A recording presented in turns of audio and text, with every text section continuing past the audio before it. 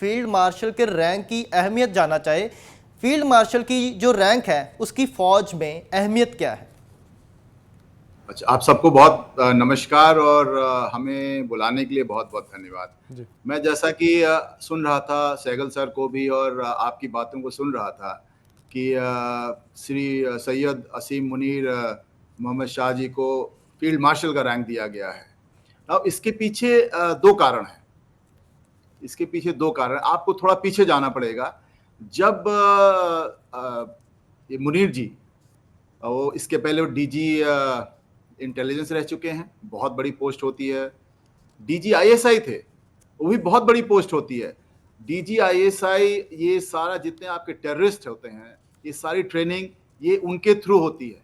तो जो टेररिस्ट आप पहलगाम में आए हैं, मुझे पूरा भरोसा है कि वो हो सकता है मुनीर साहब से मिले भी हों, उनके थ्रू ट्रेनिंग हुई हो और ये गए हुए हों। अब उनको, जब इमरान खान साहब थे उनके प्राइम मिनिस्टर साहब, तो उनकी और मुनीर साहब की पटी नहीं, और इस आपस के द्वंद में इमरान खान साहब ने उनको एक इतने बड़ा, जो पाकिस्तान का चीफ के बाद जो सबसे इंपॉर्टेंट पोस्ट होता है वो डीजी आईएसआई का होता है, और वो 7-8 महीने में उनको बाहर निकाल दिया उन्होंने। जस्ट इमेजिन, जो पोस्ट इतना इंपॉर्टेंट है 7-8 महीने में उनको वहां से उन्होंने हटवा दिया। ये एक उनके लिए बहुत बेइज्जती की बात रही होगी। आप एक डीजी आईएसआई को इतनी जल्दी हरा दिया, ये तो उनके दिमाग में था। उन्होंने उसके बाद शरीफ साहब के साथ और बिलावल के साथ जब दूसरा इलेक्शन हुआ, काफी क्योस हुआ पाकिस्तान में, दूसरा इलेक्शन हुआ, तो इनके थ्रू जब ये चीफ बन गए थे, इनको चीफ बनाया गया था। और मैंने सुना कि ये डीजी आईएसआई से जब इनको पोस्ट आउट किया गया था, तो ये रेजिग्नेशन देना चाहते थे अपना, ये हटना चाहते थे, लेकिन उनको रोका गया। और बाद में जब ये चीफ बनाया गया, तो इन्होंने काफी हेल्प किया है प्रेजेंट गवर्नमेंट को बनाने में। तो एक तो बात यह हो गई कि ये गवर्नमेंट जो बनी हुई है वो मुनीर साहब के हेल्प से बनी हुई है।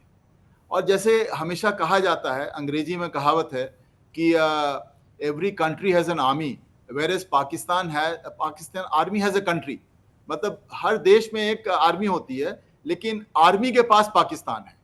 तो आप इससे आप अंदाजा लगा सकते हैं कितना इंपॉर्टेंट आर्मी का वो था। अब आप आ जाइए प्रेजेंट सर्कमस्टांसेस में, जब इस 100 घंटे का जो छोटा सा कॉन्फ्लिक्ट वॉर हुआ, जिसको हमने बहुत अच्छी तरह से अंजाम दिया। जैसे आपने बताया और सुनने में आ रहा था कि इतने उनके टेररिस्ट कैंप हटा दिए, इतने उनके रनवेज वो कर दिए, और बाद में जो फाइनल वो था, उनके जो न्यूक्लियर साइट है, हमने उनको भी निशाना बना लिया। मतलब मेरे पास इंटेलिजेंस सब कुछ है, मेरे पास इतने इंतजाम है, इतने एयरक्राफ्ट हैं, इतने मिसाइल्स हैं, हमने उनको बिल्कुल बिल्कुल जमीन पर रोक दिया। ये सारी लड़ाई जो है वो किसकी हो रही थी? वायुसेना की। इसको रिस्पॉन्स कौन देगा? पाकिस्तान का वायुसेना रिस्पॉन्स देगी। लेकिन उसमें इंपॉर्टेंट कौन है? इंपॉर्टेंट है आर्मी चीफ। जब पाकिस्तान में एयरफोर्स चीफ और नेवल चीफ की उतनी अहमियत नहीं होती है, सारी अहमियत होती है आर्मी चीफ की। लेकिन लड़ाई कौन कर रहा है? एयर चीफ कर रहा है लड़ाई। अब उनके दिमाग में रहा होगा कि एक एक आदमी को बौखलाहट होती है, वो चाहते होंगे, ये मेरा अजम्पशन है, वो चाहते होंगे कि हम और लड़ाई को आगे बढ़ाएं और अटैक करें, ताकि आर्मी भी एक्शन में आए और इनको जो इज्जत में जो जो धब्बा लग रहा था उसको थोड़ा कम कर सके। लेकिन बाहर के प्रेशर से, मे बी उनके गवर्नमेंट के प्रेशर से, उन्होंने कहा भाई इतना लॉस ऑलरेडी हो चुका है, लड़ेंगे तो और लॉस होगा। उन्होंने कहा भाई ऐसा है मुनीर साहब, आप शांत रहिए, हम इस लड़ाई को बंद कर रहे हैं।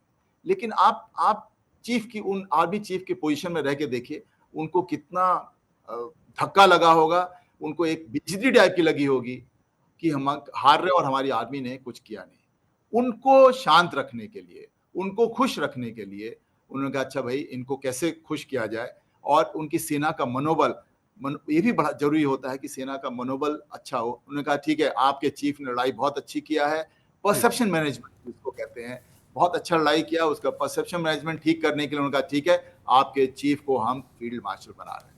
और आपने सुना होगा थोड़े दिन पहले भी जो न्यूज में आया था, जो हमारी जानकारी है कि अब आर्मी चीफ की पोस्ट जो पहले 3 साल की होती थी अब शायद 5 साल के लिए कर ਜੀ दिया है। ਉਸ ਨੂੰ 5 ਸਾਲ ਕਰ ਰਹੇ ਨੇ ਅਮੈਂਡਮੈਂਟ ਕਰਕੇ ਤਾਂ ਇਹ ਕੋਈ ਪਹਿਲੀ ਵਾਰ ਨਹੀਂ ਹੈ ਜੀ ਅਨਿਲ ਜੀ ਸੋ और ਸੈਕੰਡ ਜੀ उसमें उन्होंने कोई एज लिमिट भी नहीं रखा है। जी मतलब आप ये हो सकता है कि 5 साल का 7 साल भी हो जाए, हो सकता है कि अगर ये गवर्नमेंट इनको प्लीज ना करे, इनको खुश ना करे, इनको अपने साथ ना रखे, तो ये हो सकता है ये आगे जाके पाकिस्तान को ही रूल ना करने लगे। जी